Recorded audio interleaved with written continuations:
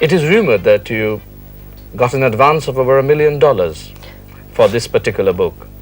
Well, am I supposed to comment on something like that? Publishers together have paid him a very substantial sum of money. The exact figure I don't know, but your guess is more or less correct. I would have liked to got that kind of advance royalty or royalty anyhow.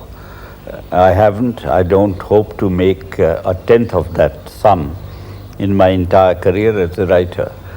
But mercifully, I got the better of envy. And I'm full of pride that a man of his age should have commanded such a high figure for his writing. It shows, at least in the minds of his publishers abroad and here, he is worth that money. It's a bigger advance than Salman Rushdie got for his satanic verses. It's also been rumored that this is the longest novel ever written? Yes,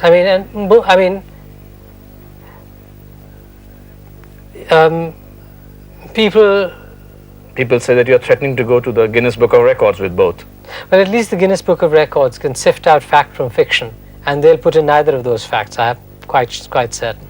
In terms of money, our own company in America has staked about $600,000 on this novel, and I wish all of them success. It's very big. It's nearly 1,500 pages, and to be priced at 500 rupees.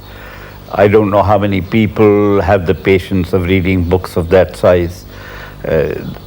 Some of the best sellers in America have been of that size.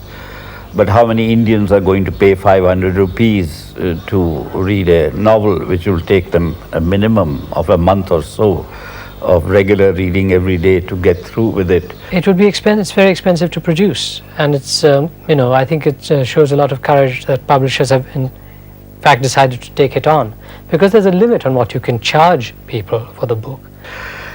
They may not be able to buy the book for themselves. It may become a prestige, something to own one. But there are always, libraries which are enough to get rid of the first print order in any case. Then there's the usual beg, borrow or steal. And I think with that, we at least as Penguin India will recover our investment in the book. But do you think you can steal a book of that size? Well, it takes some, the stealing of books is very simple. You ask will you lend me this book for a while and don't return it. That's the usual pattern of stealing books, and I think that will be practiced. I, for instance, have never let anyone touch my satanic verses because I know it will never come back. But you have one? Yeah, I admit I have one. It's a banned book, but there are many others who have it too. I have many banned books. I never bothered about it. How much would be the total first print run, combining all editions? Very difficult to say. I think in India they want 5,000 copies, in England 20,000, and in America 100,000.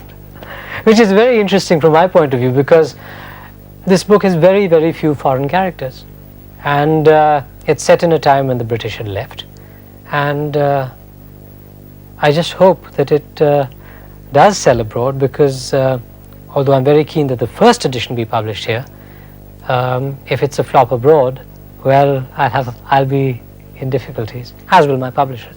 If you sell out the entire edition, the entire first edition from all over the countries that they're appearing, what would be the revenues like? What would be your royalties like?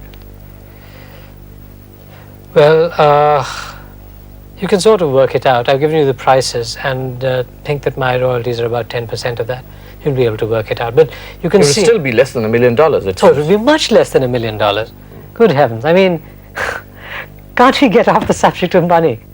Does it indicate any kind of new trend for Indian writers or publishers, this book? A very happy trend. If these amounts of money can be made by writers.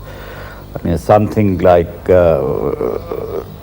people like Tagore or Premchand or Kalidas or the greatest of our writers, Iqbal, you name any one of them, could never have dreamt of making, is being made by today in 1993 by a young man.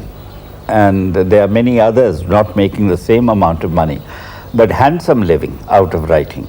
The Indian writer has never had it so good as he's having today.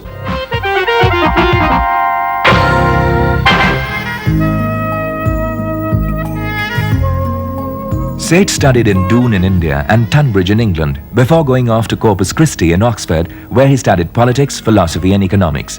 From there he moved to Stanford to study economics. Sometime around that period, a visit to China to study the problems of population growth behind the bamboo curtain changed his life. He wrote a travelogue, translated Chinese poetry, and later wrote an anguished poem on the Tiananmen Square massacre, which made him, as he describes it, a persona non grata out there. From Stanford to California was a short haul, and Seth took a job as editor at the Stanford University Press when his money ran out. But his poetic novel, The Golden Gate, changed all that, and the young Indian author became an instant celebrity. But all that, and his later-day Byron image, could not dissuade the prodigal from coming back home to his parents. The family now lives in Noida, across the old and decrepit Nizamuddin Bridge from Delhi, which, by its sheer overcrowding, deters all but the most determined visitors. That is Vikram Seth's current address, but, as he is the first to admit himself, he has no special love for India. He could just as well be living in London or California, or for that matter in New York.